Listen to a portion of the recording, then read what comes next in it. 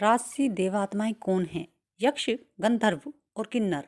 ये 3 वर्ग उपदेवताओं के हैं। 16 प्रकार के यक्ष यक्षणियां हैं। वे सुंदर होते हैं और सौंदर्य के प्रेमी भी होते हैं। मनुष्य के प्रति इनका विशेष आकर्षण होता है। सुंदर और आकर्षण स्त्री के प्रति यक्षों की रुचि सर्वाधिक होती है।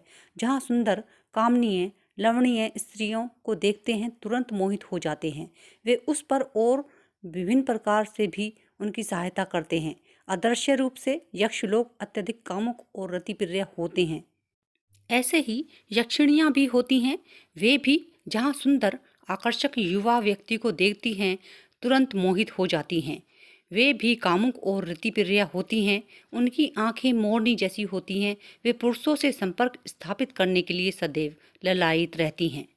जिसने आत्माकर्षणी विद्या के द्वारा किसी यक्षिणी को सिद्ध कर लिया है, उसकी प्रत्येक कामना को वे पूर्ण करती हैं, लेकिन साधना को इनका मूल्य चुकाना पड़ता है।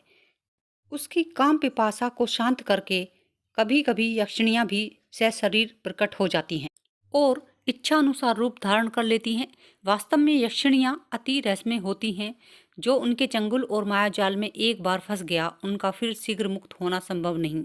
इस विश्व ब्रह्मांड में जितने भी प्रकार के प्राणी होते हैं, वे सभी प्राण तथा उनके विभिन्न आयामों द्वारा संचालित होते हैं। जहाँ तक आत्माओं का संबंध है, वे संवेगी नरसैंगिक ऊर्जा द्वारा होती है संचालित और उसी के आधार पर इच्छानुसार रूप धारण कर लेती हैं। ऐसे ही आत्माओं को विशुद्ध आत्मा कहते हैं।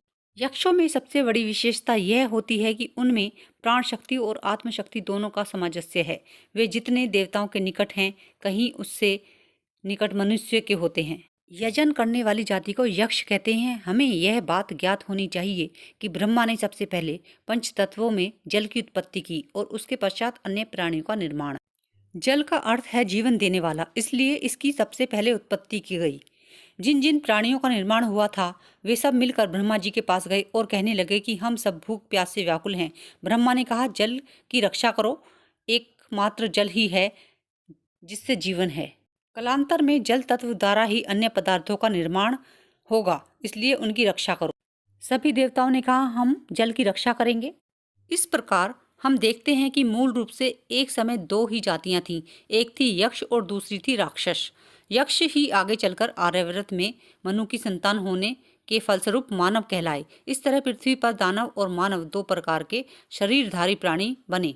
सर्वप्रथम मनुष्य, जिनमें मन की कामना है, इसलिए उन्हें मनुष्य कहा गया। यक्षों की उत्पत्ति वरुण से हुई, इसलिए जल तत्व का प्रतीक वरुण है और यही कारण है कि दोनों